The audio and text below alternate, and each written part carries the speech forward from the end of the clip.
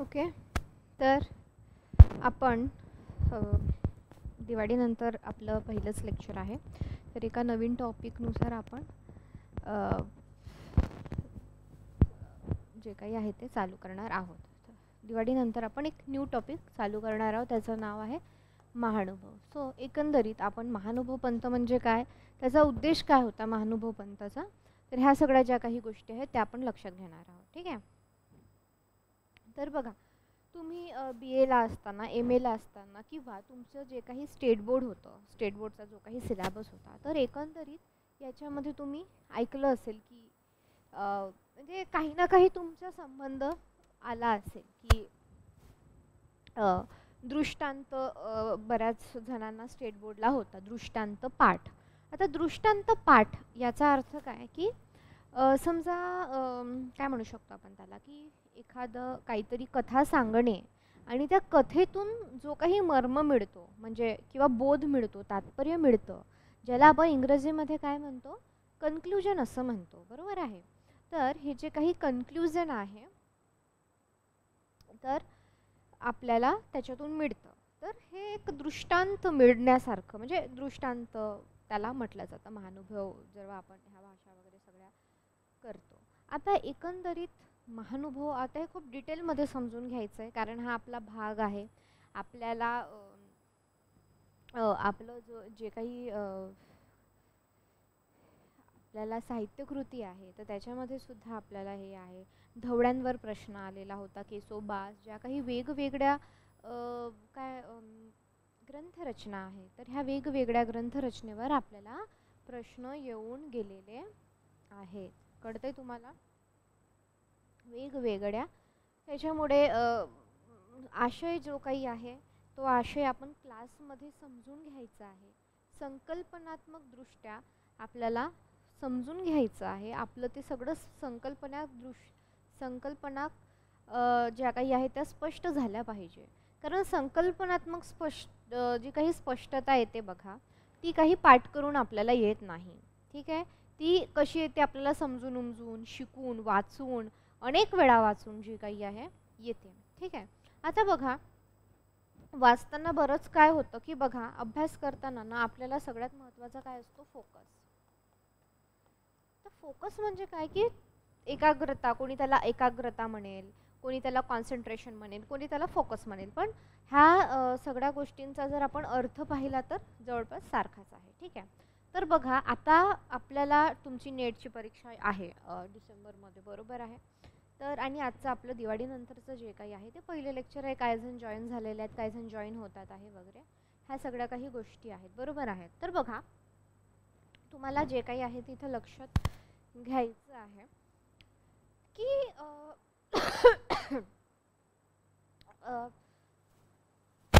जे आपण वाचतोय, कधी कधी काय करतो ना, आपण असंच वाचत बसतो टाइमपास, म्हणजे ठीक आहे वाचून घेऊ.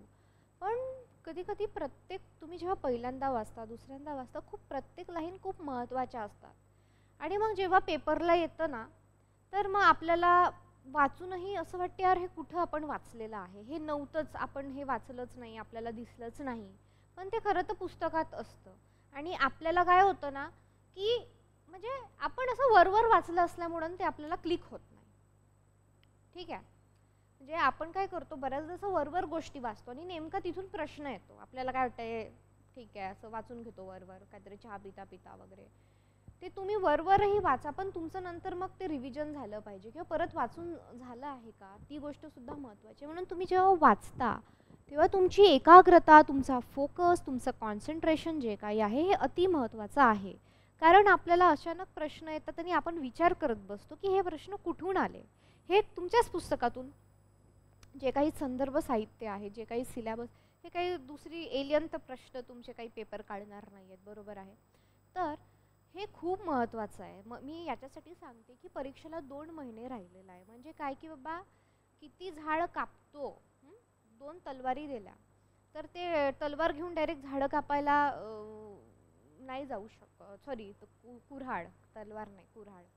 तर ते त्या कुऱ्हाडीला धार पण किती आहे हे सुद्धा महत्त्वाचं आहे ना. नाही तर उठला आणि चाललं आणि झाडं कापायला गेले. मी तुम्हाला ते मागे क्लासमध्ये सांगितली होती स्टोरी, बरोबर आहे की 2 मुलं असतात आणि त्यांचे गुरु किंवा जे कोणी आहेत ते त्यांना कुऱ्हाड देतात आणि म्हणतात की बाबा जो सगळ्यात जास्त झाड कापेल त्याला मी इनाम देईल किंवा जे काही द्यायचं आहे ते देईल. तर मग एक जण काय करतो, कुऱ्हाड भेटली रे भेटली पळत सुटतो आणि झाडं कापायला लागतो. आणि दुसरा जण काय करतो, आणि त्यांना ते तास दिलेले असतात बरं का, काहीतरी समजा आपण 5 तास पकडूयात.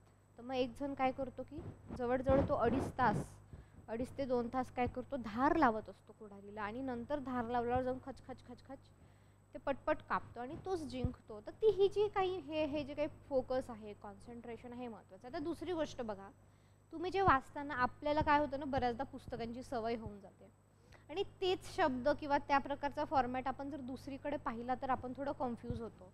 त्याच्यामुळे मी तुम्हाला म्हणते की जे तुमचे मॉक टेस्ट आहेत, जे सराव, मॉक टेस्ट म्हणजे काय, तुमच्या ज्या काही सराव परीक्षा आहेत ना, ते खूप जास्त महत्त्वाच्या आहे. ह्या ज्या सराव परीक्षा आहेत त्या खूप महत्त्वाच्या आहेत. तर तुम्ही ह्या लक्षात घेतल्या पाहिजे.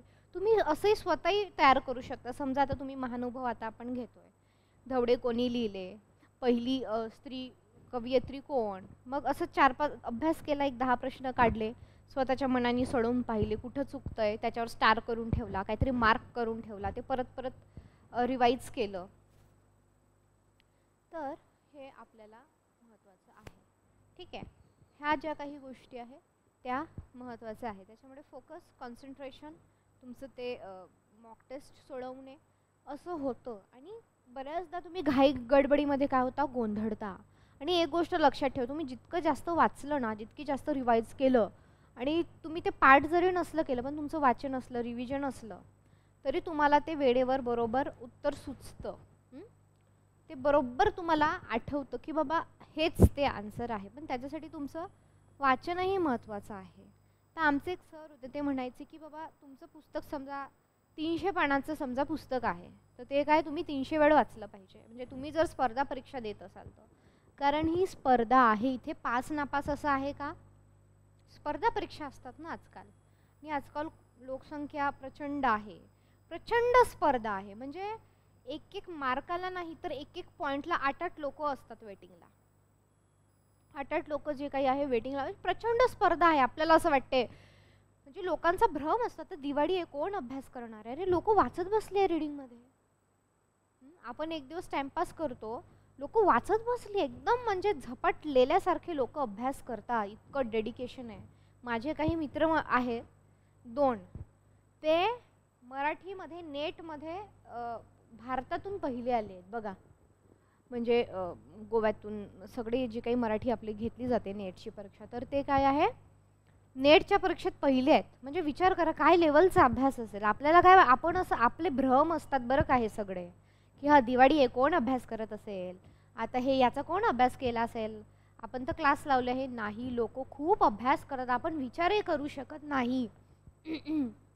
म्हणून जेव्हा असं एक कोट आहे की तुम्ही जेव्हा प्रिपरेशन करता, तर ते प्रिपरेशन असं म्हणतात की तुम्ही prepare for the worst. Worst म्हणजे काय, वाईटातलं वाईट तुम्ही प्रिपेअर केलं पाहिजे, एक्स्ट्रीम प्रिपेअर केलं पाहिजे. म्हणजे एक फ्रॉस्टचा कोट आहे की nothing succeed like a access. म्हणजे काय, इतकं जास्त जे आहे, जे लागणार आहे, जे आहे ते मी सगळं करणार आहे, याच्या पलीकडे प्रश्न आलाच नाही पाहिजे. आणि आला तरी मला म्हणजे याच्या पलीकडे प्रश्नच येणार नाही, आणि आला तरी तो कोणी सोडवू शकणार नाही. जर मला नाही जमला ना, तो कोणाला जमला ना. म्हणजे ह्या लेवलचा जो काही आहे तो कॉन्फिडन्स आहे. आता अतिशय महत्त्वाचं आहे बघा, अनेक विद्यार्थ्यांचे अनुभव आहे घरी राहून अभ्यास होत नाही. मी सांगते, ज्यांना ज्यांना पॉसिबल आहे, आपल्याकडे अख्ख्या महाराष्ट्रभराचे विद्यार्थी आहेत, यवतमाळपासून, सातारापासून, सांगली, हिंगणघाट वगैरे वगैरे वगैरे, पुण्यातले पण आहे. ठीक आहे, तर मी एक सांगते का जर तुम्हाला सेल्फ डिसिप्लिन असेल तरच तुम्ही घरी अभ्यास करा. हे बघा, हे अनुभवाचे बोल आहे. हे काही मी थापा मारायला इथे मी आलेली नाही. अनुभवाचे बोल आहे. अनुभवाचे बोल म्हणजे काय, की आम्ही त्याच्यातून गेलेलो आहे, आम्ही हे सगळं करून बसलेलो आहे, बरोबर आहे. आणि आता हे अनुभवाचं जे काही बोल आहे ते तुम्हाला देतोय, की ज्यांना सेल्फ डिसिप्लिन आहे, की बाबा 2 तास, 4 तास, 6 तास मी घरीच अभ्यास करणार आहे, मला स्वयंशिस्त आहे, मी ते करणार आहे, तरच तुम्ही घरी अभ्यास करा. अन्यथा लायब्ररी, तुमचं रीडिंग जे काही आहे ते जॉईन करा. कारण ज्यांना सेल्फ डिसिप्लिन नाही, फोन आला का बाहेर चालले, टी व्ही लागली का टी व्ही बघायला चालले, घरातले कोणी काम सांगितलं का उठले, ते ते वर्क होत नाही. किंवा काही लोकांना सेपरेट रूम पण असते, बेड दिसतो, हां थोड्या वेळ लेटूनच घेऊ दे, मग एक व्हिडिओज बघून घेऊ दे, जाऊ दे नाही गाणं ऐकून घेतो. नाही, आता ती वेळ नाही आहे. ठीक आहे, खूप तुम्हाला प्लॅनिंगनी स्ट्रॅटेजिकली हे अभ्यास करावं लागणार आहे. कळतंय का मी काय बोलते, त्याचं तुम्हाला गांभीर्य कळतंय का? जर तुम्हाला स्पष्टपणे नाही म्हणता येत असेल, तुमच्या अंगात सेल्फ डिसिप्लिन असेल की काय, बाहेर भूकंप जरी झाला ना, मी 6 तास अभ्यास करायचं ठरवलंय, 4 तास अभ्यास करायचं ठरवलंय, तर मी एवढे तास मी अभ्यास करणार आहे म्हणजे आहे. बाहेर भूकंप आला तरी मला काही पर्वा नाही. बाहेर भूकंप जरी आला तरी मला काहीही त्याची फिकीर नाही आहे. ठीक आहे, ह्या पद्धतीचा तरच तुम्ही घरात बसून अभ्यास करा. नाही तर 2 महिने आहे, काही फार फीज नसते रीडिंगची. तुम्ही जर दुसऱ्या ठिकाणी असाल, आउट ऑफ पुणे वगैरे, हार्डली 500-600 रुपये. पुण्यासारख्या काहीतरी जिल्ह्याच्या ठिकाणी असेल तिथे 1000-1200 रुपये चांगल्यात चांगली रीडिंग मिळते तुम्हाला. आणि तुम्हाला काय तिथं दिवस रात्र बसायचं नाही. डेली तुम्ही आजपासून 6 तास, उद्यापासून 6 तास करा. पेपर 1, पेपर 2, पेपर 1 2च पुस्तकांवर कमांड करा. तुमची सेट निघते, नेट निघते.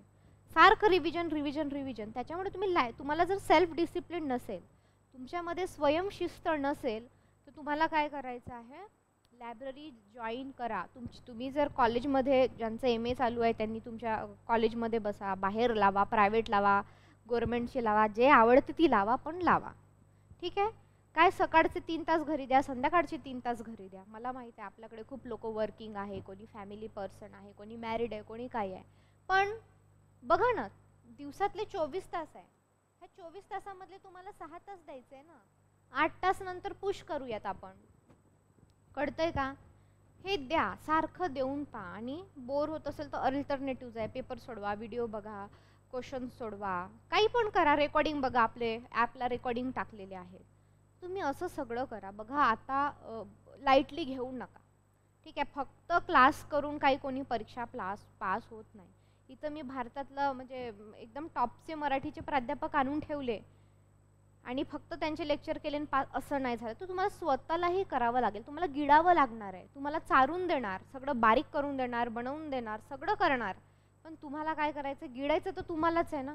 कितीही महान व्यक्ती आला, मी जर एकदम शेफ बोलवला, आचारी बोलवला, त्यांनी जरी तुम्हाला चारून दिलं, तुमचं पोट भरणार आहे का? नाही. शेवटी काय का तुम्हाला गिळावं तर तुम्हाला लागणार आहे की नाही. तसंच आहे, क्लासमध्ये कुठलंही महान प्रोफेसर जरी आला, कुठलाही महान घ्या तुम्ही, किंवा साक्षात विंदा करंदीकर आले, साक्षात पुस्तक लिहिणारे लेखक आले, त्यांनी फक्त तुमचे लेक्चर घेतले तरी तुम्ही पास नाही होऊ शकत, जोपर्यंत तुम्ही स्वतः करत नाही. कारण तुम्हाला आठवलं पाहिजे ना. ते रोज 2-2 तास जरी शिकवलं, समजा आपले 6 महिन्याची बॅच आहे, बरोबर आहे, रोज शिकवलं ते तुम्हाला आठवण कसं राहणार आहे ना. किती चांगलं शिकवलं तरी ते तुम्हाला आठवावं लागणार आहे, त्याच्यावर सराव करावं लागणार आहे. ठीक आहे, क्लिअर? तर आत्ता सिरियसली घ्या. बघा 2 महिने बराच वेळ आहे आणि काही तुम्ही शून्यापासून सुरुवात करत नाही आहे, तुम्ही तुमच्या अनुभवापासून सुरुवात करत आहे. ठीक आहे, आणि आपण सगळं महत्त्वाचं घेतो. ठीक आहे, तर बघा आज आपण जे काही आहे महानुभव संप्रदाय आपल्या अभ्यासाला घेणार आहोत. आणि आता तुमचे जे काही मित्रमंडळी असतील ऑनलाईन ऑफलाईन, त्यांना सांगून द्या क्लासेस चालू झालेले आहेत, तर लवकर जॉईन करा, अभ्यासाला लागा, असं त्यांना सांगायचं आहे. ठीक आहे, क्लिअर?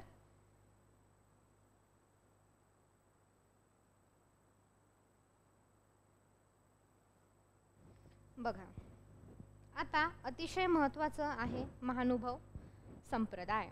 तर बघा आपल्याला काही ठराविक संप्रदाय अभ्यासाला का आहे, तुम्ही याचा कधी विचार केला आहे का? त्याचं कारण असं आहे की वाङ्मयदृष्ट्या ते महत्त्वाचे होते आणि त्यांनी काहीतरी समाजासाठी, लोकांसाठी, जनसामान्यासाठी काय केलेलं आहे, एक पाया उभा केलेला आहे. सगळंच आपल्याला संप्रदाय अभ्यासाला आहेत का? नाही. काही ठराविक संप्रदाय आहे ज्या विशेषतः असे संप्रदाय सुद्धा की वाङ्मयामध्ये काय आहे, त्यांचे योगदान राहिलेलं आहे त्या संप्रदायाचं आणि एक सामाजिक दृष्टिकोनातून त्यांनी पाया तो रोवलेला आहे. तर बघा आता महानुभव संप्रदाय आता व्यवस्थित समजून घ्यायचं आहे. महानुभवावर आपल्याला त्यांचे काय कोणते प्रश्न, ढवळ्यांवर प्रश्न आला आहे. बघा मराठीतली पहिली आद्य, आद्य म्हणजे काय, पहिली, मराठीतील पहिली आद्य पहिली कवयित्री कोण आहे, महदंबा. कोण आहे, महदंबा. आणि महदंबेचं दुसरं नाव काय, महदाईसा. तर दोन्ही जे काही नाव आहे ते सारखेच आहे, याच्यामध्ये कन्फ्यूज व्हायचं नाही. महदंबा, महदाईसा. म्हातारी सुद्धा याच्यामध्ये जे लीळा आहेत त्याच्यामध्ये म्हातारी असा सुद्धा उल्लेख आलेला आहे. तर म्हातारी म्हणजे महदंबा, महदाईसा. ठीक आहे, आपण ते बघणार आहोत, लिहूनही घेणार आहोत. ठीक आहे. मग धवड्यांची जी काही रचना आहे ती कोणी केलेली आहे, महदाईसा, महदंबेनी केलेली आहे. आता धवडे म्हणजे काय, तर धवडे म्हणजे काय की बाबा वधू म्हणजे वर जे लग्न होतं, ठीक आहे, तर मग काय वधू पक्षाने वर पक्षासाठी जे काही गायलेले गाणे असतात किंवा वर पक्षासाठी जे काही म्हणावयाची गायाची गाणी असतात त्याला ढवळे असं म्हणतो. ठीक आहे, जसं जात्यावरची गाणी असतात किंवा कोणतरी तीर्थ करून येतात, तीर्थ पर्यटन करून येतात, तीर्थक्षेत्राला जाऊन येतात, नंतर मग गाणी म्हणतात वेगवेगळ्या प्रकारची. मरणाची गाणी वेगळी असतात, जन्माची बारसाची गाणी वेगळी असतात. तसंच काय आहे की लग्नाच्या वेळी जे काही आहे वरपक्षांनी जी काही गायची गाणी असतात तर त्याला काय म्हणतात, ढवळे असं म्हणतात. आणि ही धवड्यांची जी काही निर्मिती आहे ती महदाईसाने केलेली आहे आणि ती पहिली मराठीतली पहिली कवयित्री आहे. ठीक आहे. तर बघा, आता मुकुंदराज नंतर आणि ज्ञानेश्वराचा काही काळ अगोदर महानुभाव संप्रदाय महाराष्ट्रात उदयास येऊन आणि त्याद्वारे मराठी गद्य जे काही होतं वाङ्मयाचं व्यासपीठ तयार झालेलं होतं. आपण मागे मुकुंदराज आणि हे सगळं पाहिलेलं होतं. ठीक आहे, साधारण एक 16व्या शतकाचं. बघा, संत साहित्य महानुभाव वगैरे हे जे काही आपण म्हणतो हे 16व्या शतकाच्या आसपासचं जे काही आहे होतं. आता बघा, महान अनुभव बल यत्स्य महानुभव म्हणजे असं म्हणतात खूप महान अनुभव असलेलं जे काही पंथ आहे. तर ह्या दृष्टीने मोठ्या तेजाने युक्त असलेल्या लोकांचा मार्ग म्हणजे काय आहे, महानुभव पंथ असे म्हटले जाते. बघा, याचं जे काही उगम जो काही आहे तो विदर्भामध्ये जास्त करून त्या काळामध्ये होता. विदर्भामध्ये महानुभव पंथ. आताही तुम्ही जर गेले अमरावती मध्ये एक तालुका आहे तर तिथे महानुभव पंथ तुम्हाला तिथे बाकी जे काही वाङ्मय असेल, शिल्प असेल, बाकीच्या सगळ्या गोष्टी तुम्हाला तिथे पाहायला मिळतात आणि आता तिथे मराठी मोठी व्यासपीठ सुद्धा उभारण्यात येत आहे. आता काही ठिकाणी महान अनुभव असलेले ते महान अनुभव. जर आपण महानुभव या शब्दाची फोड केली,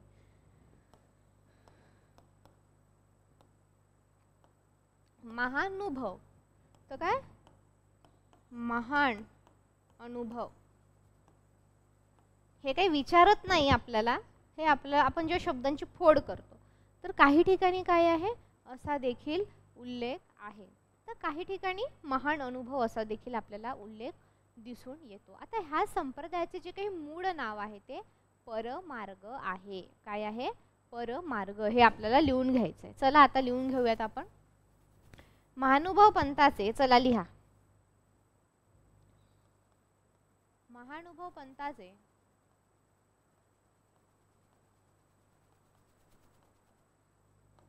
मूळ नाव परमार्ग आहे. काय आहे, परमार्ग आहे.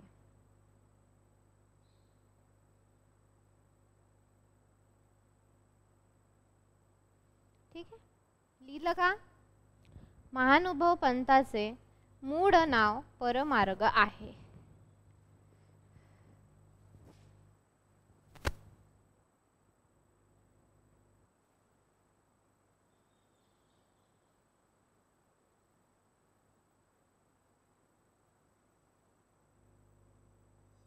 महानुभाव पंथाचे मूळ नाव परमार्ग आहे.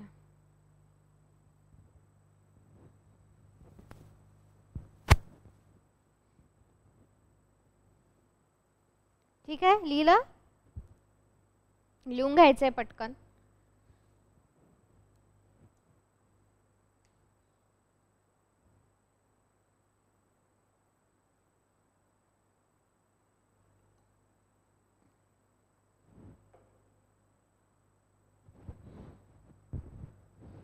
महानुभाव पंथाचे मूळ नाव महानुभाव आहे. आता खाली लिहायचं एक वाक्य. महानुभव पंथ हे नाव खाली लिहायचे, खालच्या ओळीला. महानुभव पंथ हे नाव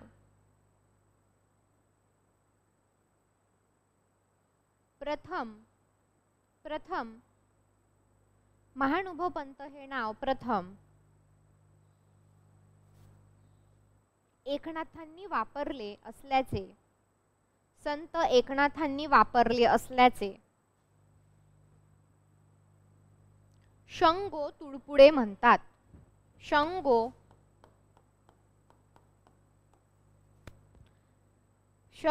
तुळपुडे म्हणतात.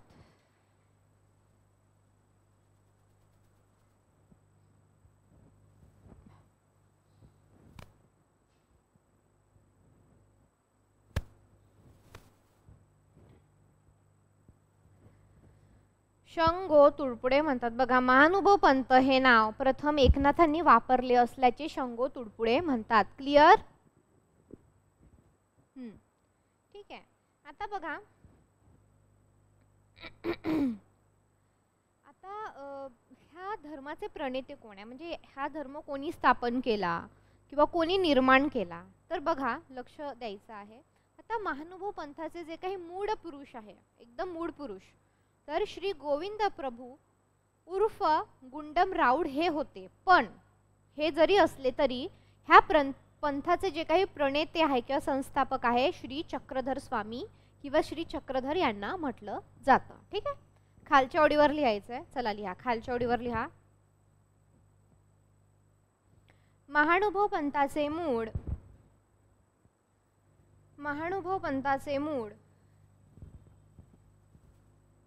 पुरुष, महानुभव पंथाचे मूळ पुरुष श्री गोविंद प्रभू उर्फ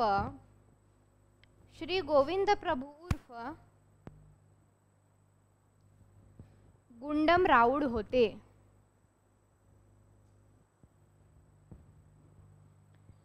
गोविंद प्रभू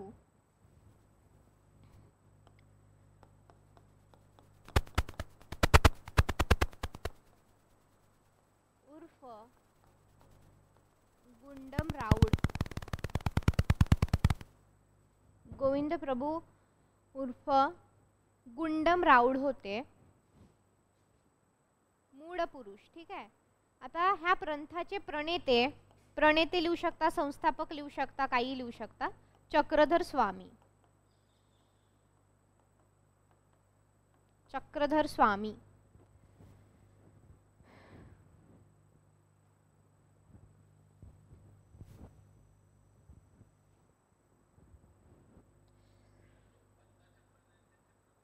हो, मूळ पुरुष म्हणजे एकदम आद्य पुरुष म्हणून जर विचारलं तर हे मूळ पुरुष, आणि प्रणेते, संस्थापक, प्रवर्तक म्हटलं की चक्रधर स्वामी. ठीक आहे.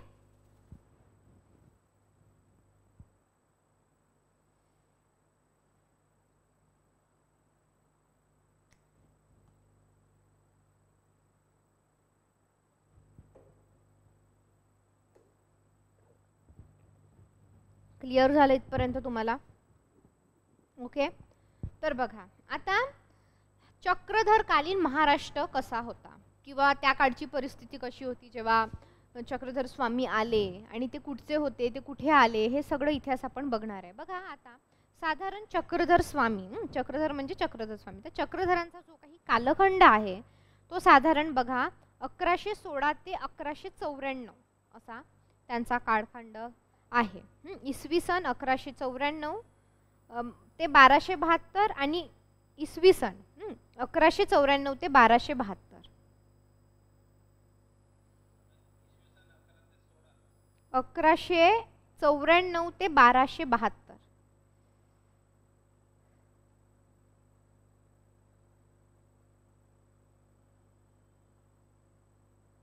तर बघ, हां, तर आता हा जो काही 1111व्या शतकातला 12व्या शतकातला जो काळ होता तो कालखंड कसा समजला जाईल आपण थोडा बघूया. तर तो कालखंड काय होतं की समृद्धीचा कालखंड होता, ऐश्वर्याचा कालखंड होता, खूप समृद्धता होती, ऐशो आराम होतं, असं जे काही आहे ते ह्या कालखंडामध्ये होतं. आता देवगिरींच्या जे काही यादवांची जी काही कारकीर्द आहे ती यावेळी ती चालू होती आणि सर्वत्र आत्यंतिक धर्मश्रद्धेचे जे काही वातावरण म्हणजे देवाधर्माचं धर्माचं श्रद्धेचं जे काही आहे असं वातावरण होतं. म्हणजे यज्ञ होते, सामान्य व शूद्र देवतांची उपासना समाजात बोकाळलेली होती. तर ह्या काळामध्ये जो काही आहे लोकांचा जो काही वेळ आहे व्रतवैकल्यात कसा जात होता हे सिद्ध करण्यास हेमाड पंडितांचा जो काही आहे चतुर्वर्ग चिंतामणी नावाचा एक ग्रंथ आहे. त्याच्यामध्ये म्हणजे मांडलं होतं की हे 11-12व्या शतकाचा जो काळ होता तर त्या काळामध्ये कसं वातावरण होतं, समृद्धी होती, सुख होतं, ऐश्वर्य होतं, संपन्नता होती, चांगला काळ होता. आणि ह्या लोकांचा जास्तीत जास्त वेळ कशासाठी जायचा, व्रत वैकल्ये, उपास तापास, देवाची आराधना वगैरे, उपासना, देवतांची उपासना याच्यामध्ये जात होता. तर हे सगळं वर्णन कशामध्ये आहे, कोणी लिहिलेलं आहे तर हेमाड पंडित यांचा काय आहे चतुर्वर्ग चिंतामणी हा जो काही ग्रंथ आहे त्याच्यामध्ये हे मांडलेलं आहे. तर आपल्याला हे नाव आणि ग्रंथ लिहून घ्यायचं आहे आणि त्याच्या खाली थोडंसं एका वाक्यात लिहून घ्यायचं की बाबा त्या काळामध्ये हे जे काही सगळं कसं चालायचं वगैरे. तर लिहा हेमाड पंडित चतुर्वर्ण, हेमाड पंडित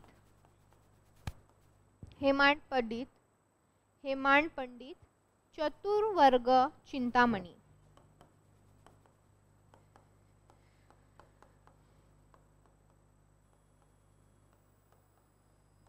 लिहून घ्यायचं.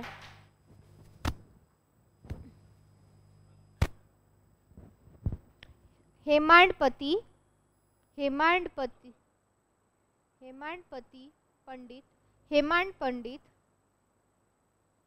लिहा. मी सांगते ज्यांना दिसत नाही नको चहा, कॉफी पिली आताच. चतुर्वर्ग चिंतामणी लिहा. हेमाड पंडित ज्यांना ब्लॅकबोर्ड वरचं दिसत नाही, चतुर्वर्ग चिंतामणी, चतुर्वर्ग चिंतामणी.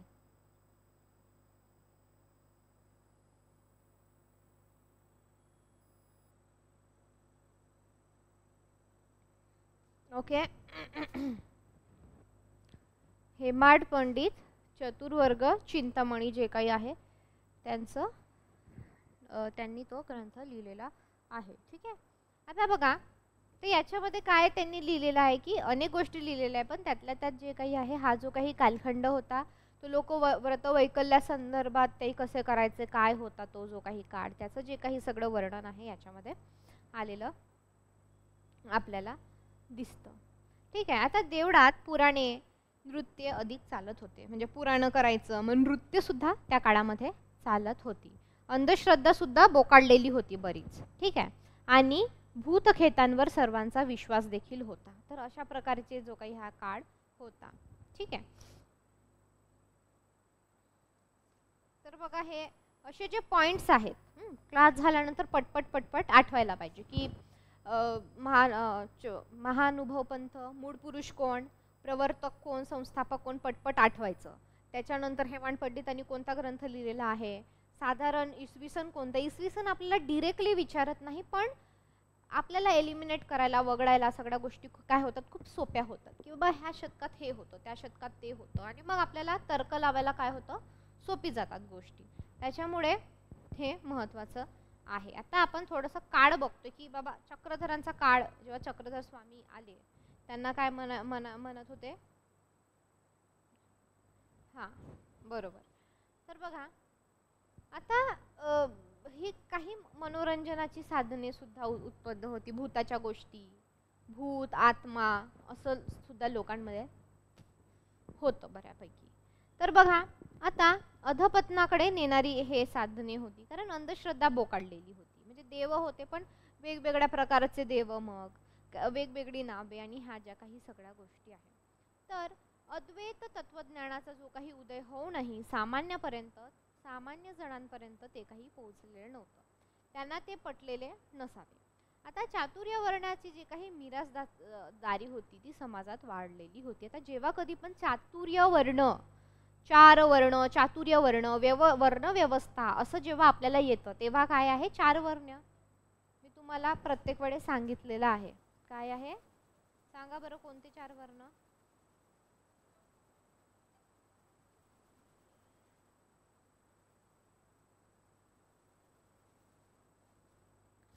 तर 4 वर्ण जे काही आहेत ते हां ब्राह्मण, हां बरोबर, क्षत्रिय, वैश्य, शूद्र.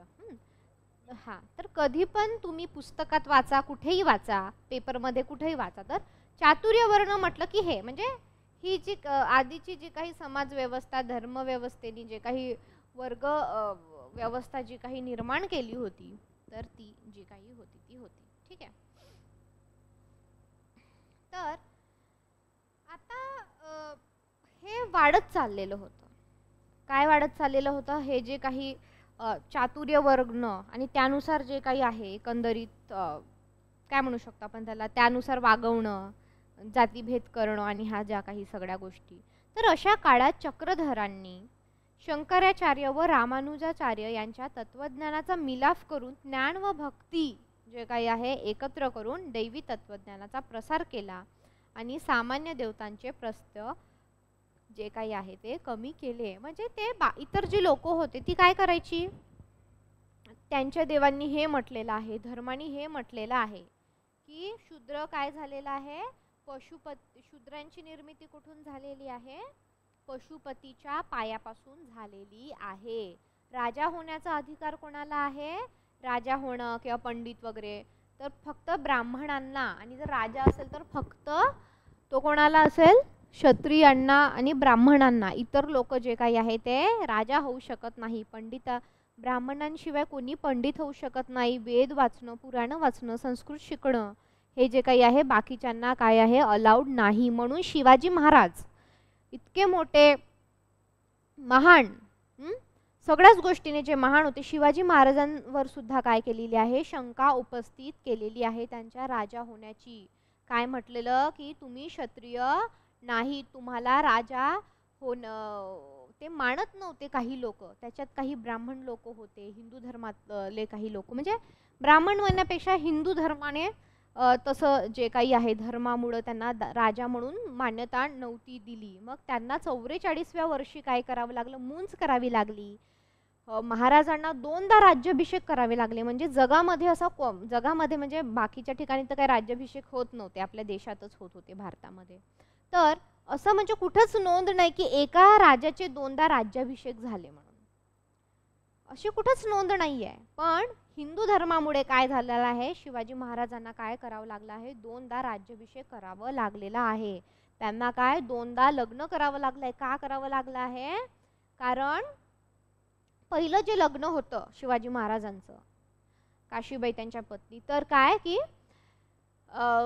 ते मंत्रविधी विना त्यांनी केलं होतं, की बा कुठलेही मंत्र तंत्र आम्हाला विधी नको, साध्या सरळ पद्धतीने त्यांनी लग्न केलं. ते हे मान्य नव्हतं हिंदू समाजाला. तर म्हणून काय केलं की शिवाजी महाराजांना परत काय करायला लावलेलं आहे, लग्न करायला लावलेलं आहे. अशा अनेक म्हणजे हे जातीचे चटके, धर्माचे चटके जे काही होते किंवा चातुर्य वर्णाचे जे काही चटके होते ते शिवाजी महाराजांना सुद्धा चुकलेले नाहीत.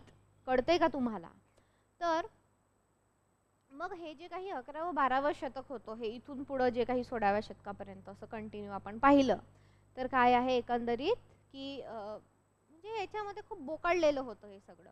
आणि मग ते हिंदू धर्मशास्त्राप्रमाणे काय सांगायचे की आमच्या देवांनी हे सांगितलंय, शूद्र म्हणजे कोण, ते पशुपतीच्या पायापासून त्यांचा जन्म झालेला आहे, त्यांनी फक्त खालचीच कामं करायची, खालच्या दर्जाची कामं करायची. जर त्यांनी ह्या जन्मात खालच्या धर्माची कामं केली, का त्यांचा जन्म तिथून झालाय, कारण त्यांनी मागच्या जन्मात पाप केलंय. त्याचा पुरावा काय आहे, काहीही नाही. मग जर ह्या जन्मामध्ये जर त्यांनी असे खालचे कामं केले, जे काही असेल ते तुम्हाला माहित आहे, तर मग त्यांना होऊ शकते पुढच्या जन्मामध्ये त्यांना चांगला जन्म मिळावा. तर हे जे काही आहे हे सगळ्या गैरसमजुती सगळं जे काही आहे ते, तर हे सगळं बोकाळलेलं होतं. आणि मग प्रत्येक वेगवेगळे लोक वेगवेगळे तत्वज्ञान आणि ह्या सगळ्या गोष्टी, हे असं खूप असं दूषित आणि अंधश्रद्धामय वातावरण तयार झालेलं होतं. तर तेव्हा काय केलेलं आहे, चक्रधर स्वामींनी 2 लोकांच्या मूल्यांचा जो काही आहे मिलाफ केलेला आहे, शंकराचार्य आणि रामानुजाचार्य.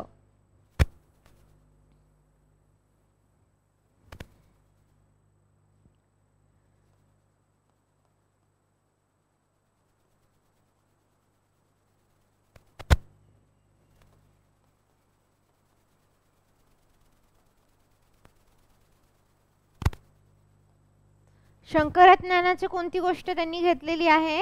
ज्ञान. ज्ञान. आणि रामानुजाचार्याची काय घेतलेली आहे? भक्ती. आणि यांचा मिलाप करून काय केलेला आहे?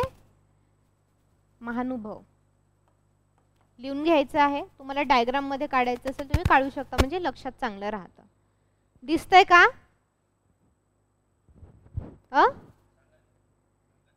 बघा आता आता दिसतंय का? हा, लिहून घ्या.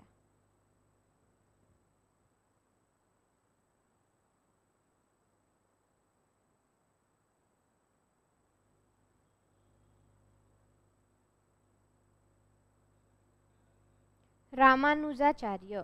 रामानुजाचार्य.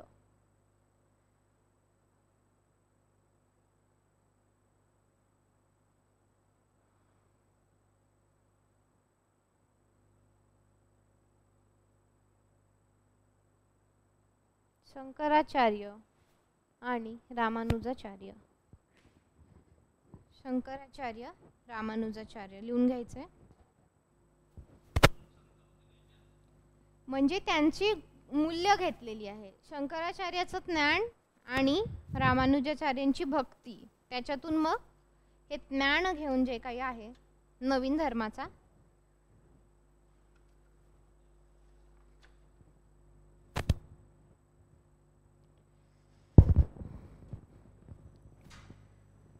शंकराचार्याचं ज्ञान, शंकर म्हणजे मूल्य. आपण जसं म्हणतो ना की आता समजा ज्ञानेश्वरांनी समजा काय ज्ञानेश्वरी हे केलेली आहे, किंवा त्यांनी संस्कृतात ज्ञान जे काही प्राकृतामध्ये आणलेलं आहे, तर अगदी त्याचप्रमाणे शंकरज्ञानाचं ज्ञान घेतलेलं आहे आणि रामानुजाचार्याची भक्ती घेतली आणि त्याच्यातून जे काही आहे महानुभव पंथ. ठीक आहे.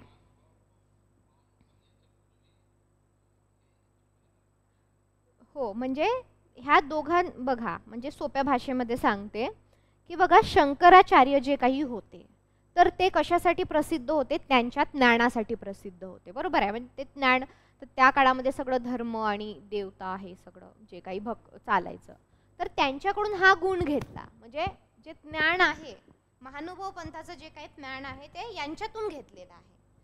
आणि रामानुजाचार्याची जी काही भक्ती जी काही आहे प्रसिद्धी होती, मग त्यांच्याकडून काय घेतली आहे? भक्ती घेतलेली आहे. म्हणजे ज्ञान यांच्याकडून घेतलेलं आहे आणि भक्ती कशी करायची, भक्तीचे मार्ग काय काय असावे ते यांच्याकडून घेतलेलं आहे. आणि मग काय झालेलं आहे? महानुभव पंथ तयार झाले. आता समजा उदाहरणार्थ सोप्या भाषेत सांगते की मला एक पुस्तक तयार करायचं आहे. ठीक आहे, मला एक पुस्तक तयार करायचं, तर मला समजा राज्यघटनावर काहीतरी पुस्तक लिहायचं, तर मी आपलं जे ओरिजिनल भारताचे संविधान आहे त्याच्यातून काही माहिती घेणार आणि अजून एक 2-3 पुस्तकं असेल त्याच्यातून काही माहिती घेणार आणि त्याचं आकलन करून माझं एक पुस्तक लिहिणार. तसंच महानुभव पंथ जो काही आहे यांच्याकडून ज्ञान घेतलं आणि यांच्याकडून काय घेतली? भक्ती घेतली आणि महानुभव पंथ जे काही आहे तत्वज्ञान त्याच्यातून आलेलं आहे. Clear?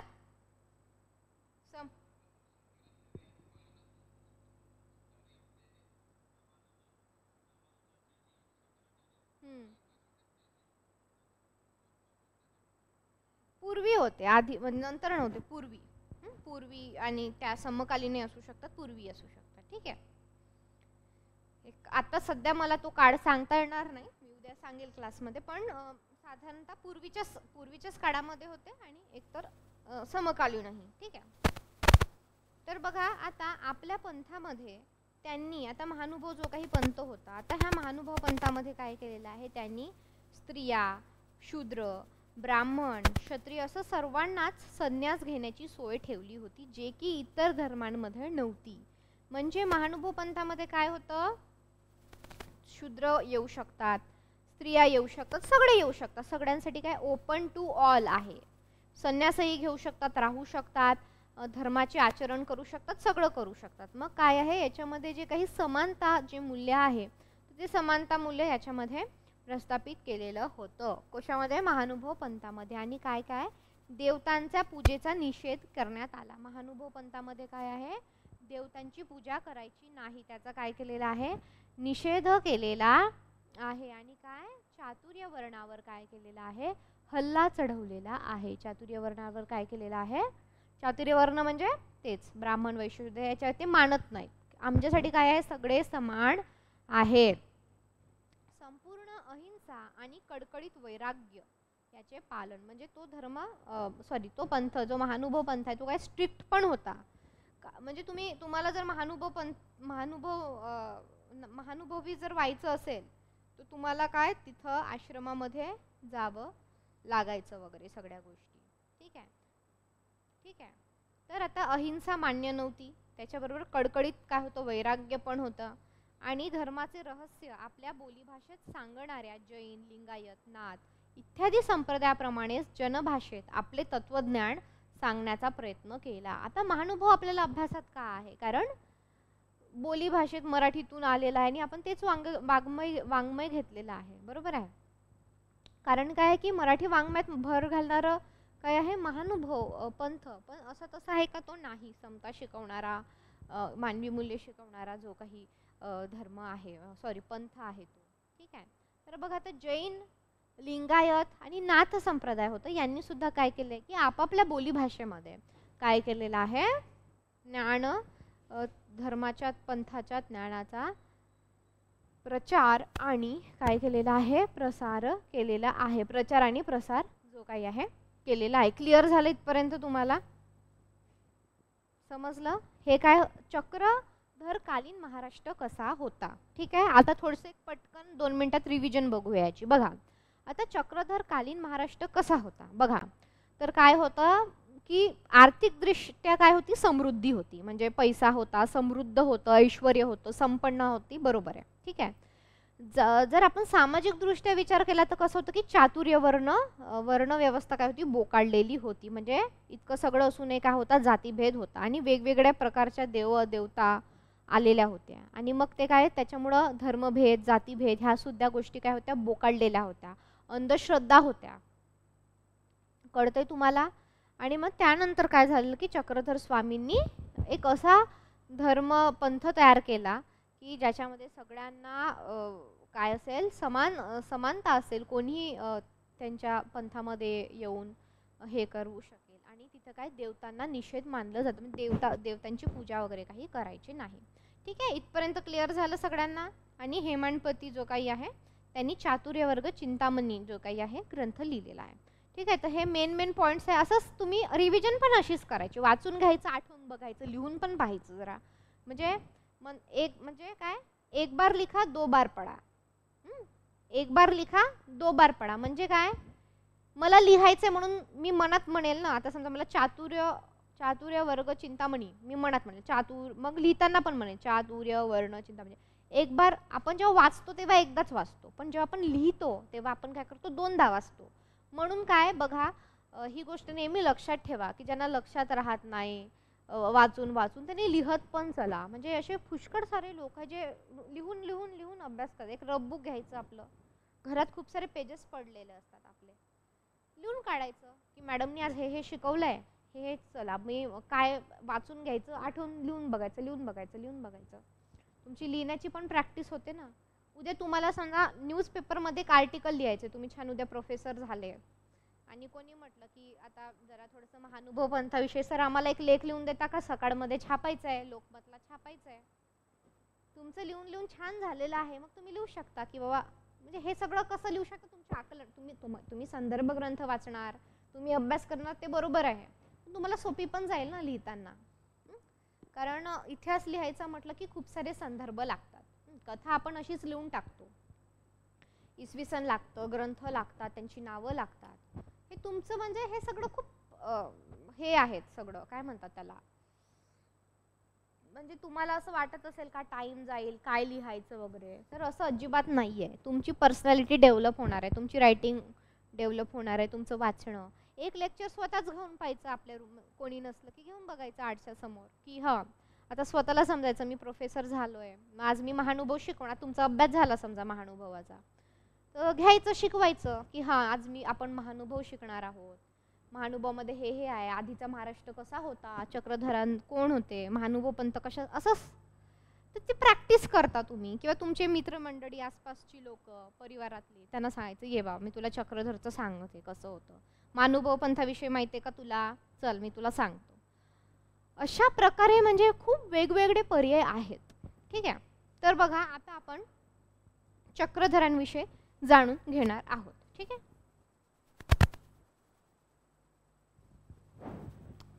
Okay, so now we will write Chakradhar Swami. चला, चक्रधरांबद्दल तुम्हाला काय काय माहिती आहे सांगा बरं. काय ऐकून आहात तुम्ही शाळेमध्ये, कॉलेजमध्ये?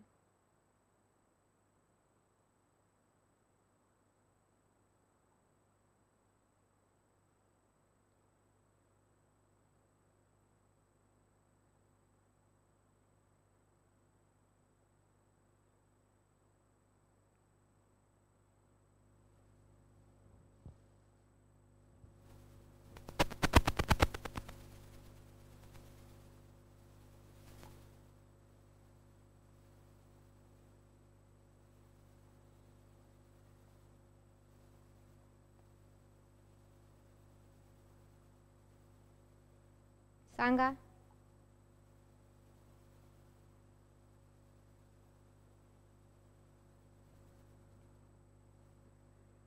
कोण होते चक्रधर स्वामी?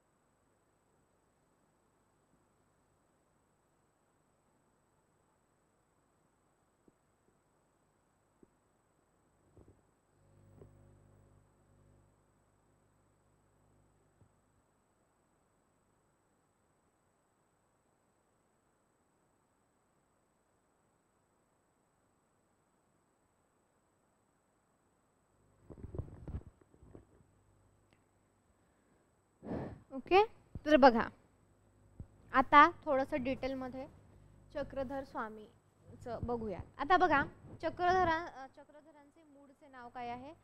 हरपाळदेव. काय आहे? हरपाळदेव. त्यांचा जन्म कुठं झाला? गुजरात. आपण हे लिहून घेणार आधी, समजून घ्यायचं व्यवस्थित.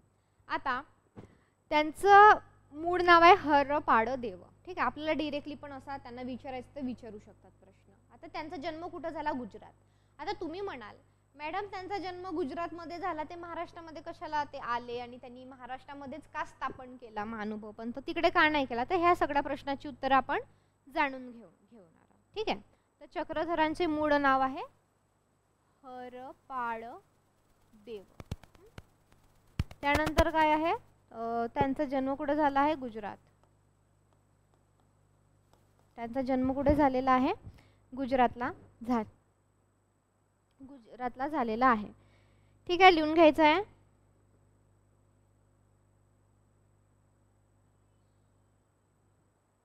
यादवराज सिंघनाने भडजवर केलेल्या स्वारीच्या वेळी हरपाळ त्यांच्याशी लढला आणि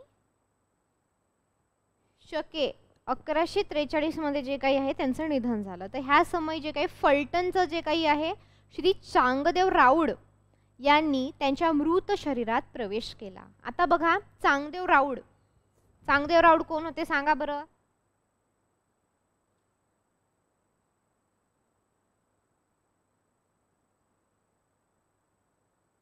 तर बघा आता इतकं क्लिअर झालं की चक्रधर होते. चक्रधरांचा जन्म गुजरातमध्ये झाला. ठीक आहे. आणि त्यांचं मूळ नाव होतं हरपाळदेव. आणि मग त्या काळामध्ये काय झालं की त्यांची लढाई झाली. कोणासोबत लढाई झाली? यादवराज सिंघनाचे भडोचवर. त्यांची जी एक स्वारी होती तेव्हा राजांचा समय होता आणि मग ते त्याच्यामध्ये वारले. ते मृत्युमुखी पडले, त्यांचं निधन झालं. आणि दुसरी गोष्ट काय आहे की ते झालं आणि मग काय झालं की ते मरण पावले, त्यांचं निधन झालं. आणि त्यांच्या मृत शरीरामध्ये काय केलेलं आहे? कोणी? श्री चांगदेव राऊड यांनी त्यांच्या मृत शरीरात प्रवेश केला, जे आपण बघा आधी लिहिलेलं होतं ते नाव. ठीक आहे. व तो पुन्हा जिवंत झाला असे सांगितले जाते. म्हणजे अशी एक आख्यायिका आहे, अशी एक काय आहे? गोष्ट आहे. तर पुढे त्यास दूताचा नाद लागला व एक दिवस द्यूतात हरवल्यामुळे व त्यांची पत्नीचं नाव होतं कमलादेवी. हिच्याशी बेबनाव झाल्यामुळे उपरती होऊन तो रामटेकच्या यात्रेनिमित्त करून रिधपूरला आला. रामटेक कुठे आहे? रामटेक कुठे आहे? रामटेक. आणि रिधपूर कुठे आहे? म्हणजे काय आहे, विदर्भामध्ये ते आले. ठीक आहे. तर रिधपूर इथेच जे काही आहे मोठी मराठी विद्यापीठ, सगळ्यात मोठं विद्यापीठ जे काही आहे त्याचं ते चाललेलं आहे काम तिथे. ठीक आहे. रिधपूर तुम्हाला लक्षात ठेवायचं आहे. त्याच्याविषयी जे काही करंट अफेअर्स असेल किंवा त्याची जी काही माहिती असेल ती माहिती आपण नंतर बघून घेऊ. ठीक आहे. तर बघा, गोष्टी म्हणजे कुठलीही गोष्ट असेल जर तुम्ही त्याला गोष्टी स्वरूपात लक्षात ठेवलं ना ती सोपी जाते लक्षात ठेवायला. ठीक आहे. तर बघा आता काय झालं नंतर, मग तिथे श्री गोविंद प्रभू त्यास भेटले. आपण आधी नाव लिहून घेतलं की त्याचं जे मूळ कोण होते, आद्य पुरुष किंवा जे हे तर गोविंद प्रभू आपण जे म्हटलं आहे राऊड वगैरे ते. मग तिथं ते गेले, इथे रामटेक जवळ रिधपूर म्हणजे हे अमरावती जवळ. आता तेव्हा कसं नावं नव्हते ना, असे काही थोडे नावं होते. नंतर मग जिल्हे पडले, तालुके पडले, वेगवेगळे नावं पडले. तेव्हा काय असे दोन चार नावं होते. त्याच्यामुळे त्यांनी रामटेक जवळ, पण हे रामटेकचा जिल्हा नागपूर आहे आणि रिधपूरचा जिल्हा अमरावती आहे. पण तुम्ही विचार करा, तो 1100-1200चा एक 12-13व्या शतकातला जो काही काळ होता, तुम्ही विचार करा तेव्हा काय असे जिल्हे होते का? नाही. आपण पाहिलंय शिवाजी महाराज जेव्हा शिकत होता आपण तिथं परागणा म्हणायचे, प्रांत म्हणायचे, तेव्हा असं सगळं इतकं नव्हतं. खूप सारे नव्हते, थोडे मेन औंध, पुणे परागणा, पुणे प्रांत, अशा प्रकारे. तसं काय होतं की रामटेक जवळ रिधपूर असं त्यांनी म्हटलेलं नाही, नागपूरचं रामटेक किंवा रिधपूरचं. का? कारण तेव्हा ते नव्हतेच, ते जिल्हे वगैरे ते नंतर आलं. आपण आपल्या सोयीसाठी ते काय केलेलं आहे, प्रशासकीय दृष्ट्या आपण काय केलेलं आहे ते हे केलेलं आहे, प्रशासकीय दृष्ट्या ते सोपं जावं म्हणून आपण ते स्वीकारलेलं आहे. मग त्यांना कोण मिळाले तिथे?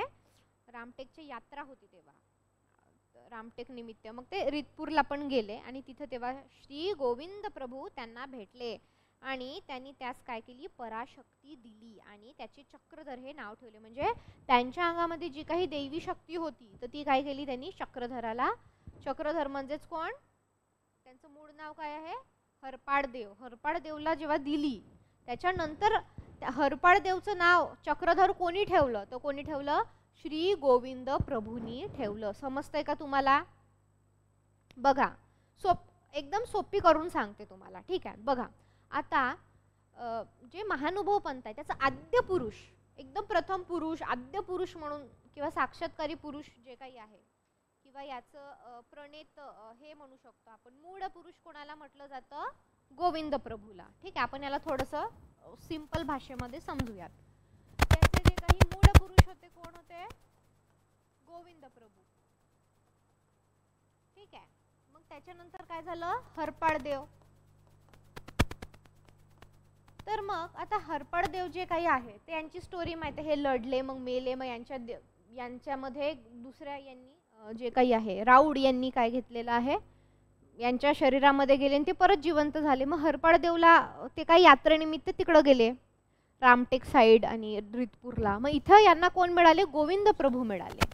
आणि गोविंद प्रभूंनी काय केलं, यांना जी काही ती शक्ती होती ती शक्ती काय केली, त्यांना दिली.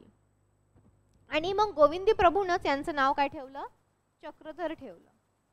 काय ठेवलं, यांचं नाव चक्रधर ठेवलं. समजलं तुम्हाला? यांचं नाव काय ठेवलेलं आहे, चक्रधर ठेवलेलं आहे. समजलं? तर ही बघा हे आख्यायिका आहे. ठीक आहे. तर कोणी मेलं मग त्याच्या शरीरामध्ये प्रवेश केला आणि मग ती शक्ती वगैरे दिली. आता काही जण म्हणणार मॅडम हे तर पॉसिबल नाही आहे, आम्ही तर काही विश्वास ठेवत नाही. तर हे ज्याचा त्याचा वैयक्तिक प्रश्न आहे, मी काही असं म्हणणार नाही हां हे खरंच आहे हे खोटंच आहे. तुम्हाला विश्वास ठेवायचा तर ठेवा, तुम्हाला विश्वास नका ठेवायचा. पण ही काय आहे, आख्यायिका. एका गोष्टीसारखी जे म्हणतो ना आपण आधी की बाबा आता समजा तुम्ही कोणत्या गावात गेले, तिथं गावात गेल्यानंतर की त्या विहिरीपाशी कोणी जात नाही. काय? कारण तिथं एका बाईने जीव दिला आणि त्या बाईचा आत्मा तिथे राहतो, म्हणून त्या विहिरीतलं पाणी कोणी पित नाही, तिथं कोणी बघत नाही, ती त्रास देते. ह्या काय गोष्टी असतात, आख्यायिका गोष्टी. गोष्ट वेगळी असते, मग त्याला तेलमीठ लावून खूप वेगळ्या पद्धतीने सुद्धा बनवल्या जातात ह्या गोष्टी. हे तुमचं वैयक्तिक आहे, तुम्हाला जसं वाटतं तुम्ही स्वीकारा. माझं काम आहे पुस्तकामध्ये जे दिलेलं आहे ते तुमच्यापर्यंत व्यवस्थितरित्या सोप्या पद्धतीनं पोहोचवणे आणि इतर जी काही माहिती असेल ते सांगणे. तर हा तुमचा दृष्टिकोन बघा, तुम्हाला कसं वाटतं.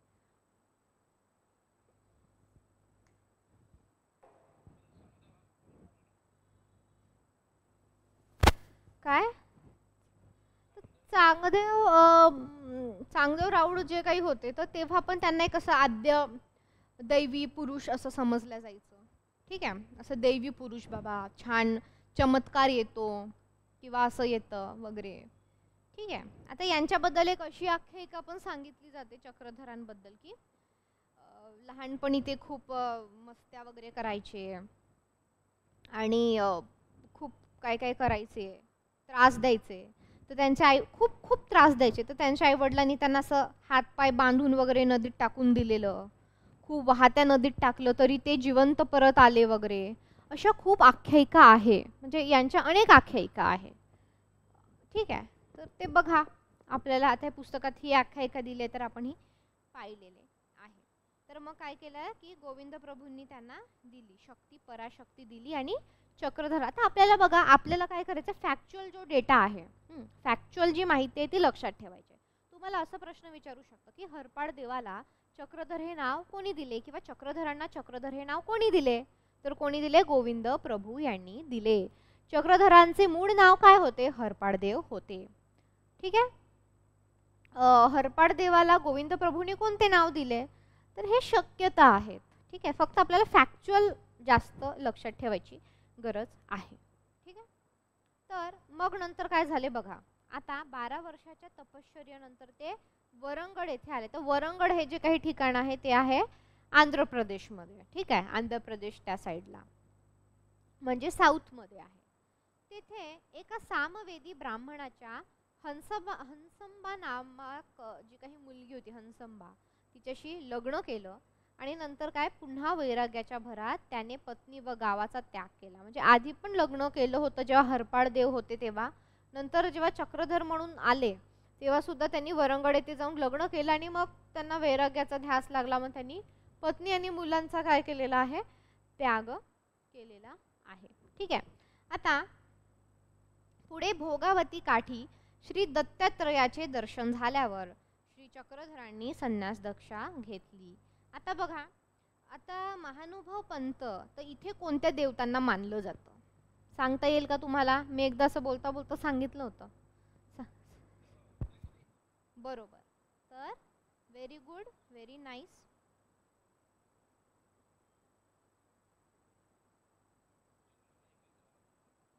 बरोबर आहे. तर बघा, आता श्रीकृष्ण आहे तर श्रीकृष्णाचे सुद्धा 5 अवतार आहेत. तर त्या 5 अवतारांना ते मानतात. ठीक आहे, आता 5 अवतार आपण नंतर बघूया, पण याच्यामध्ये दत्त येतो, आहे तसे 5 प्रकार, आपण ते बघूया. पण हे सगळे काय आहे? कृष्णाचे प्रकार आहेत. तर मेन जे काही आहे तर याच्यामध्ये देवतांची पूजा करायला निषेध केलेला आहे, पण ते कृष्णालाच फक्त एकच याला मानतात आणि ह्याच कृष्णाचे अवतार जे काही आहेत तर 5 ते आपण नंतर बघणार आहोत. समजलं तुम्हाला? ज्यांना माहित नाही त्यांनी लिहून घ्यायचं आहे.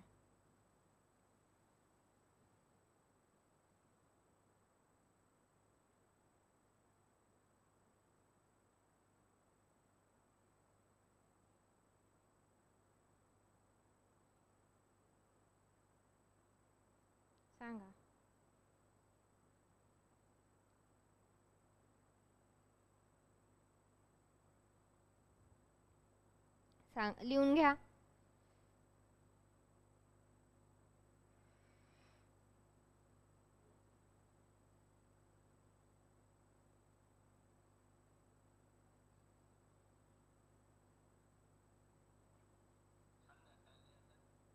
नाही, ज्यांना माहित आहे की श्रीकृष्णाला मानतात त्यांनी नाही लिहिलं तरी चालतं.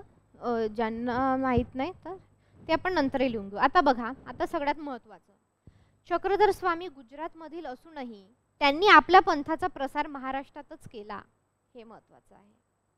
ज्ञान व प्रेम, प्रेम म्हणजे भक्ती देऊन जीवाचा उद्धार करण्यासाठी त्यांनी महाराष्ट्रभर भ्रमण केलं. त्यांनी सुमारे त्यांना त्या काळामध्ये 500 शिष्य मिळाले. आता बघा, त्याच्यातला सगळ्यात निष्ठावान प्रसिद्ध आपल्याला माहीत असलेले माईन भट आहेत, केसोबास आहेत, ठीक आहे. त्यानंतर रामदेव, दादोस वगैरे, सारंग पंडित वगैरे इत्यादी विद्वान लोकसुद्धा संप्रदायामध्ये आले. महदंबा, महदैसा ह्या सुद्धा संप्रदायात आल्या होत्या, ठीक आहे. आता रामदेव यादवांची जी काही पत्नी आहे, रामदेवराव यादवांची पत्नी कामाईसा आणि हेमाड पत्नीची पत्नी देमती या राज्य घराण्यातल्या स्त्रिया चक्रधरांच्या शिष्या बनल्या. म्हणजे त्या काळामध्ये इतकं महात्म्य होतं.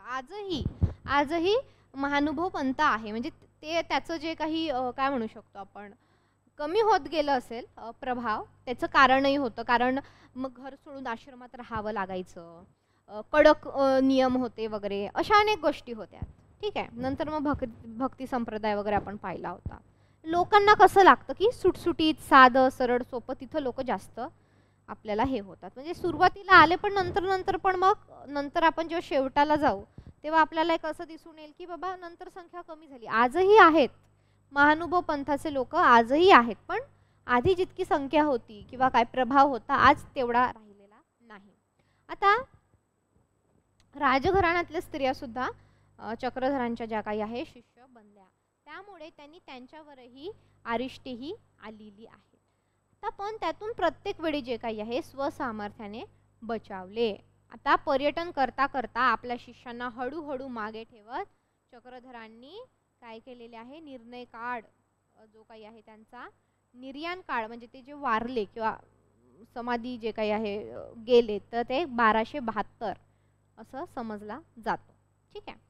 आता वेधावती वाणीचे तरुण, वत्सल्य, व्यासंगी आणि शिस्तप्रिय गुरु, शिस्त प्रचंड होती आणि मार्गदर्शक होते, ते कुशल संघटक होते. इतके 500 लोकांना त्याकडे जमा करणं म्हणजे काही सोपी गोष्ट नाही आहे. सामान्य जनामध्ये वावरून प्रेम मार्गाने त्यांनी उद्धार केलेला आहे आणि अहिंसेचे आद्य प्रवर्तक आणि चक्रधरांच्या व्यक्तित्वाची अनेक वैशिष्ट्ये महानुभव ग्रंथातील आणि त्यांच्या वचनावरून आणि आठवणीवरून स्पष्ट झाल्याचे आपल्याला दिसतात. आता बघा, आता महानुभव तत्वज्ञान जे काही आहे आपल्याला काय सांगतं आपण ते बघूयात, ठीक आहे. आता त्यांचे जे काही शिष्य होते त्यांच्याबद्दलही आपल्याला माहिती घ्यायची आहे. त्यांच्या शिष्यांनी जे काही आहे कोणकोणते ग्रंथ त्याच्यावर लिहिलेले आहेत ते आपल्याला अतिशय महत्त्वाचे, ते लक्षात ठेवणं काय आहे आपल्याला महत्त्वाचं आहे, कारण त्याच्यावर प्रश्न येतो. त्यांचे आवडते शिष्य बघा, माईन भट हा जो काही आहे अत्यंत सिन्सिअर, लीळा चरित्र वगैरे. लीळा म्हणजे काय की बाबा लीळा म्हणजे लीला. आपण म्हणतो ना रामलीला, कृष्णलीला. लीलाचा अर्थ काय होतो, हालचाली. त्यांच्या ज्या काही आठवणी आहेत, हालचाली आहेत, त्यांचे जे काही कृत्य आहेत, आपण त्याला लीला तर मराठीमध्ये लीळा म्हणतात, इतकंच फरक आहे. तर आता लीळा चरित्र म्हणजे हे लीळा चरित्र काय की चक्रधर स्वामींच्या ज्या काही लीळा होत्या, म्हणजे त्यांच्या ज्या काही आठवणी, त्यांच्या हालचाली, त्यांच्या ज्या कृत्य होत्या, तर ह्या लिहून काढलेल्या आहेत, तर त्याला आपण लीळा चरित्र असे म्हणतो. तर ह्या लीळा चरित्रात माहीन भट विशेष शिष्य का ठरला, तर माहीन भटांनी काय केलं की तो पण त्यांच्यासोबत राहिलेला होता, त्यांनी ते लिहून काढलं, पण आता तो काही सगळं 24 घंटे किंवा अख्खं आयुष्य त्यांच्यासोबत राहिलेला नाही आहे. तर मग माईन भटांनी काय केलं की चक्रधर स्वामी जिथं जिथं होते, तर तिथे ते वारल्यानंतर मग जिथं होते ते तिथं जाऊन लोकांना भेटले. मग लोकांना भेटून त्यांनी विचारलं त्यांच्या आठवणी, त्यांच्या लीला, आणि मग त्यांनी काही जसंच्या तसं लिहून काढलं का नाही, तर त्यांनी ते काय केलेलं आहे, व्हेरीफाय केलेलं आहे. म्हणजे काय, त्याची पडताळणी केली की बा हे असंच घडलं आहे का, हे खरं आहे का, अजून 2-3 लोकांशी बोलून त्याचे पुरावे असं करून माईन भट्टांनी ते लिहिलेलं आहे. म्हणून माईन भट्ट इज व्हेरी सिन्सिअर. त्यांना एक सिन्सिअर शिष्य जे काही आहे, तर हे सिन्सिअर शिष्य त्यांना हे केलं जातं, ठीक आहे. आता बघा महानुभवीय तत्वज्ञान आपण बघूयात, ठीक आहे. आता महानुभव तत्वज्ञान कशामध्ये आहे, तर सूत्रपाठ हा ग्रंथ आपल्याला, तुम्हाला असा प्रश्न आला तर लिहिता आलं पाहिजे, ठीक आहे. आता महानुभव तत्वज्ञान आपण बघूया.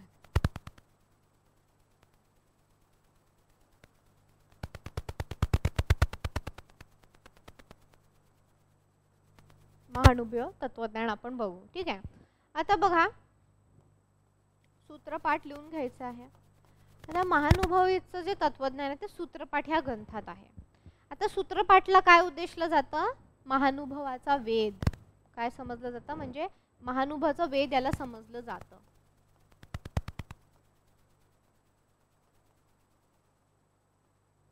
महानुभवांचा वेद जे काही आहे याला समजलं जातं. लिहून घ्यायचं आहे. चला लिहून घ्या. दिसतंय का?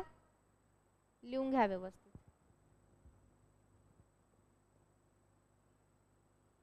सूत्रपाठ ग्रंथ आणि म्हणजे महानुभव तत्वज्ञान कशात सामावलेलं आहे, कशात आहे? सूत्रपाठ मध्ये आहे. जो काही सूत्रपाठ आहे तर याच्यामध्ये म्हणजे प्रत्येक धर्माचा पंथाचा एक ग्रंथ असतो. ठीक आहे. तर असं तुम्हाला विचारलं की महानुभवीय तत्वज्ञान सांगणारा खालीलपैकी ग्रंथ कोणता, तर काय आहे? सूत्रपाठ. आता सूत्रपाठाला काय समजलं जातं की महानुभवांचा वेद समजला जातो. ठीक आहे.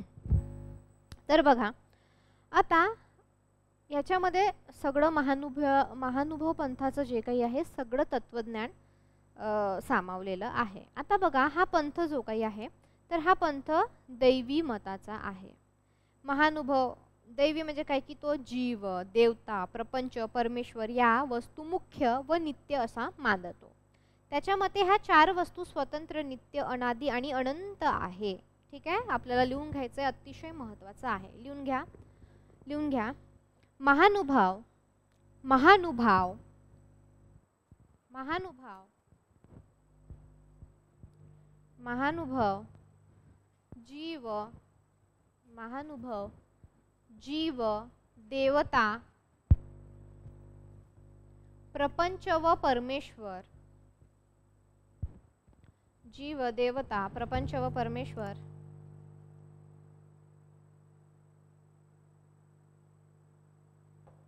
जीव, देवता, प्रपंच व परमेश्वर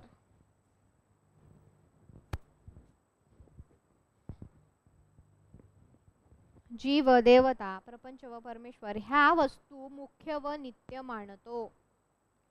ह्या वस्तू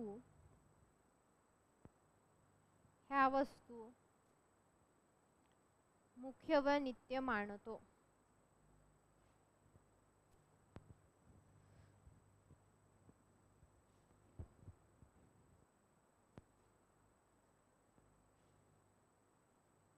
ठीक आहे. त्यांच्या मते ह्या 4 वस्तू लिहून घ्यायचंय. त्यांच्या मते ह्या 4 वस्तू स्वतंत्र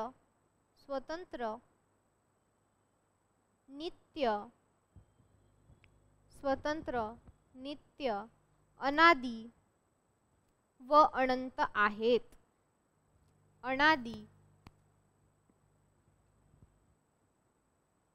अनादी व अनंत आहेत.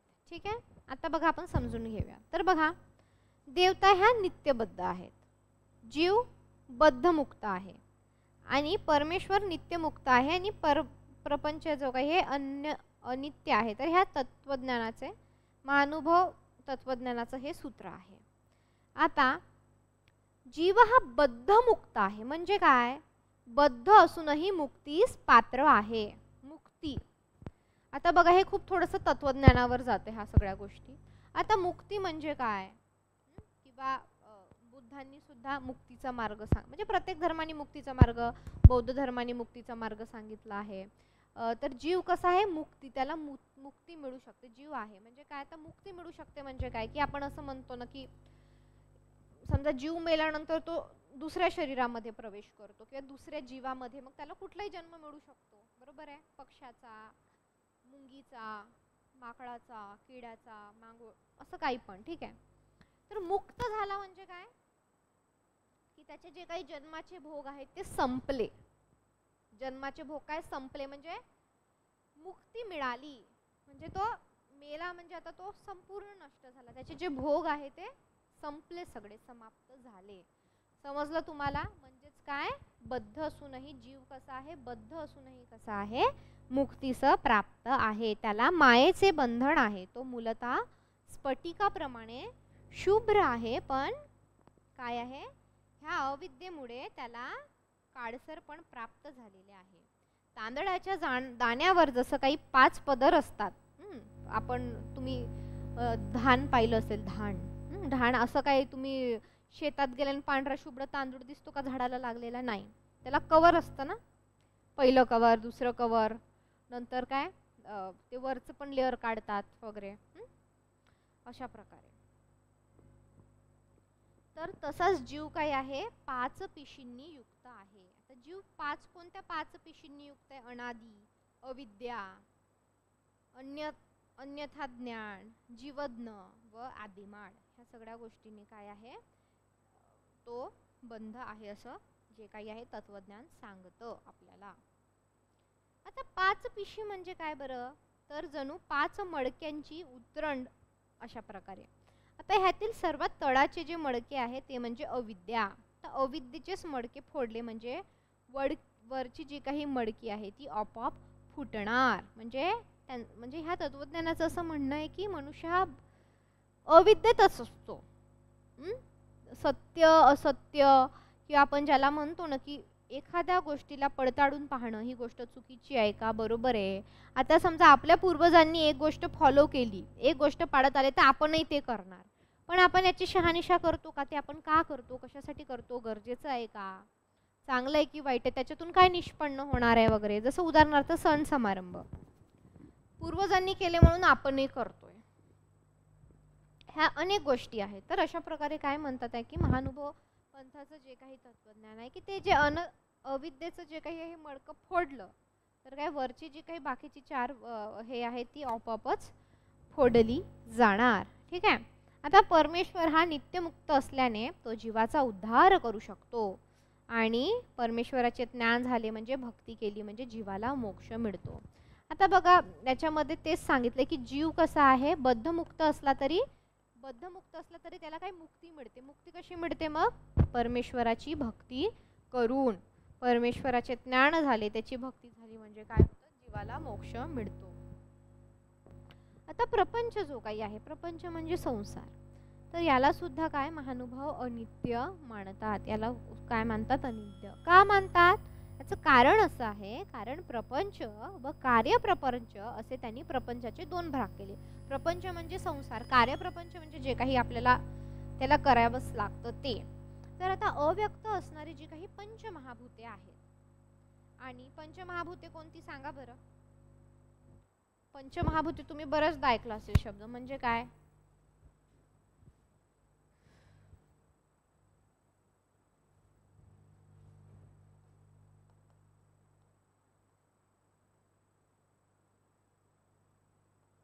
कोणती पंचमहाभूते कोणती? चलो बताओ, जल्दी से बताओ पंचमहाभूते कोणती आहे? पंचमहाभूते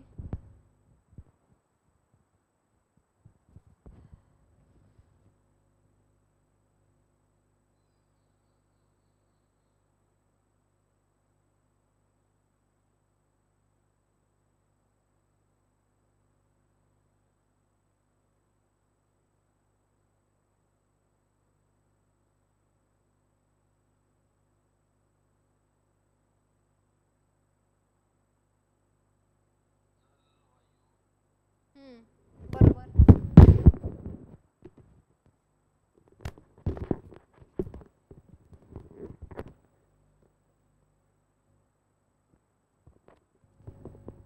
तर लिहून घ्या, लिहा. पृथ्वी, आप,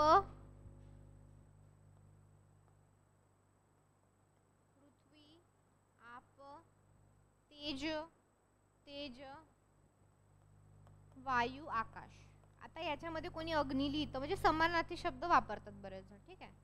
आकाश, आता तेज मध्ये अग्नी पण लिहितात, कोणी काय लिहितात, तर ते समानार्थी शब्द, ते काय त्याचे समान अर्थ लिहिल्याने काही त्याचा अर्थ वगैरे हे होत नाही. ठीक आहे. पृथ्वी, आप, तेज, वायू, आकाश लिहून घ्या.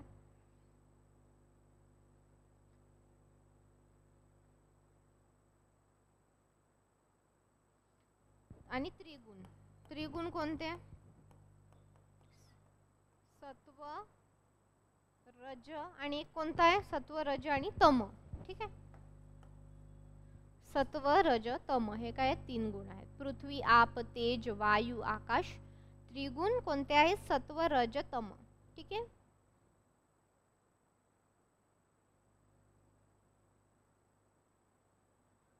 तम. आपण म्हणतो ना सात्विक गुण, राजस गुण, तमस गुण वगैरे तशा प्रकारे.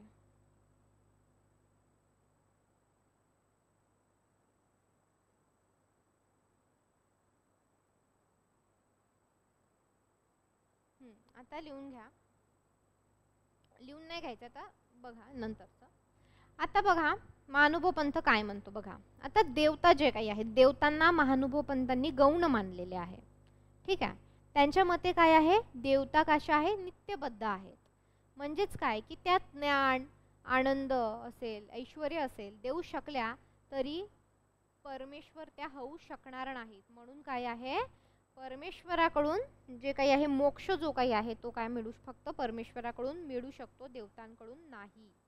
ठीक आहे.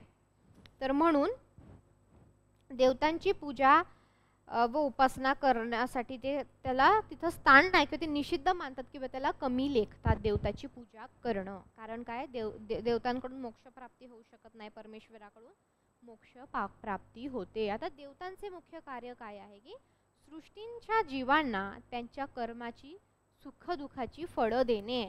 महानुभव 9 देवता सकुल कल्पिले आहे. ठीक आहे. अशा प्रकारे आता बघा, आता महानुभव जे काय आहे 4 युगांचा अवतार मानतात. आता बघा हे महानुभव तुम्ही शिकता त्याच्यामध्ये खूप सारं तत्वज्ञानाचा भाग आहे. ठीक आहे. तर याच्यामध्ये खूप डीप मध्ये न जाता परीक्षेला जे महत्त्वाचं आहे त्यानुसार तुम्हाला इथे अभ्यास करणं जे काही आहे महत्त्वाचं आहे. ठीक आहे. आता 4 युग कोणते सांगा बरं. 4 युग सांगता येईल का? आपण म्हणतो हे कोणतं, पुष्कळ लोक काय म्हणतात, हे लोक कोणतं आहे, कलियुग. कोणता आहे, कलियुग. त्रेतायुग, दत्तात्रय, द्वापार युग वगैरे, कलियुग. तर अशा प्रकारे सांगतात ना. तर कोणत्या युगामध्ये कोणते अवतार आहेत ते आपण बघूया. तर कृतयुग, कृतयुग मध्ये कोणता अवतार होता, हंसावतार.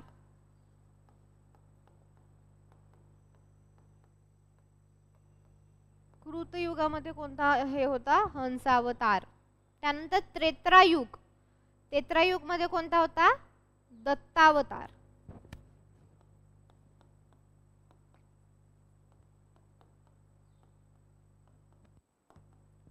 त्रेतायुगामध्ये कोणतं होतं, दत्ता अवतार. द्वापार युग, द्वापार युग मध्ये कोणतं होतं,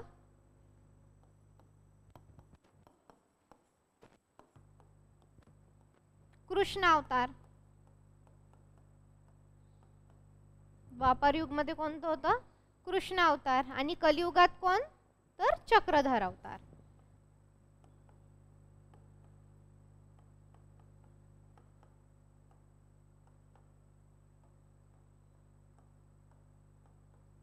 काय लिहून घ्यायचंय आपण. 4 युग पण तुम्हाला याच्यामुळे माहीत होऊन जाणार. बघा पहिलं युग कृत, हे विचारत नाही पण एक थोडंसं आपल्याला माहितीसाठी हे हे हे थोडंसं विचारू शकतात. हे अशी युग कोणते वगैरे नाही, कोणत्या युगात कोणी अवतार घेतलेला आहे थोडं लक्षात ठेवायला पाहिजे. कृतयुग, त्रेतायुग, द्वापार युग आणि कलियुग. ठीक आहे. लिहून घ्यायचे. चला लिहून घ्या.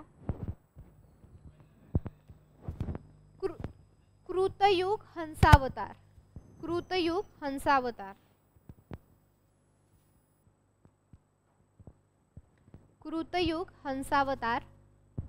त्रेतायुग दत्तावतार,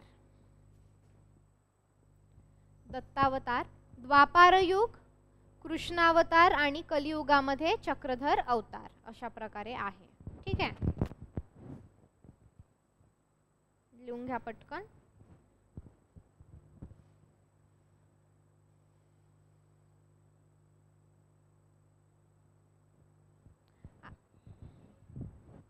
आता सध्याचं जे युग आहे कलियुग असं म्हटलं जातं सध्याच्या युगाला. आता बघा हे जे महानुभव पंथ होतं तर याच्यामध्ये फक्त कृष्णाच्या 5च रूपे मानून त्याची पूजा केली जाते. जसं आपण मी तुम्हाला आधी सांगितलं होतं. तर ती 5 रूपं कोणती आपण ते लिहून घेऊया. चला लिहा नेक्स्ट लाईन. महानुभव पंथामध्ये किंवा महानुभवात श्रीकृष्णाची फक्त 5च रूपे मानून, महानुभवात श्रीकृष्णाची फक्त 5च रूपे मानून त्यांची पूजा केली जाते.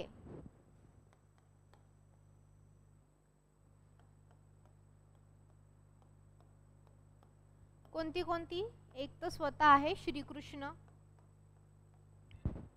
श्रीकृष्ण, त्याच्यानंतर लिहायचं आहे दत्त, त्याच्यानंतर आहे चांगदेव राऊळ, हे श्रीकृष्णाचं रूप आहे असं मानलं जातं.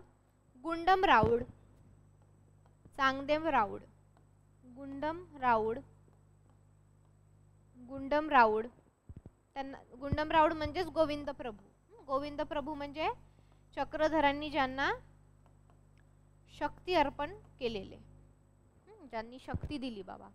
आणि 5वे कोणाला म्हटलं जातं? चक्रधरांना, म्हणजे यांना साक्षात श्रीकृष्णांच्या रूपामध्ये बसवलेलं आहे. ठीक आहे. बघा, महाअनुभव पंथामध्ये फक्त श्रीकृष्णाचीच पूजा होते, इतर कुठल्याही देवतांना ते मानत नाहीत.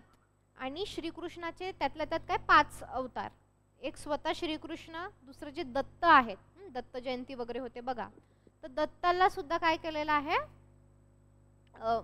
श्रीकृष्णाचा अवतार मानलेला. तर चांगदेव राऊळ, चांगदेव राऊळ कोण होते? जेव्हा चक्रधर म्हणजे हरपाळदेव यांचे जेव्हा निधन झाले होते, तर हरपाळदेवाच्या निधन झाल्यानंतर चांगदेव राऊळांनी काय केलेलं आहे? त्यांच्या शरीरामध्ये प्रवेश केलेला आहे. बरोबर आहे. आता गुंडम राऊळ कोण? तर महानुभवाचे जे काही सर्वात प्रथम पुरुष आहे गुंडम राऊळ यांना म्हटलं जातं, ज्यांनाच गोविंद प्रभू असे म्हटले जातं. तर गोविंद प्रभूंनी काय केलं होतं? चक्रधर स्वामींना काय केलेलं होतं?